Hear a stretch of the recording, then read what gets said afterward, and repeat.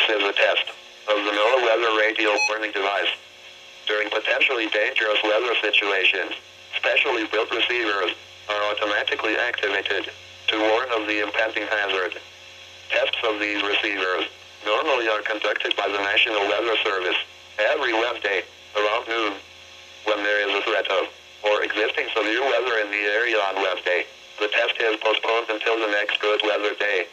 The warning alarm transmitted over this and other NOAA radio stations in southern Wisconsin will normally be activated for watches and warnings that affect the following Wisconsin counties: Richland, Vernon, Adams, Juneau, Marquette, Waushara, Winnebago, Calumet, Manitowoc, Sauk, Columbia, Green Lake, Fond du Lac, Sheboygan, Dodge, Washington, Ozaukee, Iowa, Dane, Jefferson, Waukesha, Milwaukee, Lafayette, Greene, Rock, Walworth, Racine and Kenosha, and the following Illinois counties: Stevenson, Boone, Winnebago, McHenry, and Lake, and all adjacent coastal waters of Lake Michigan.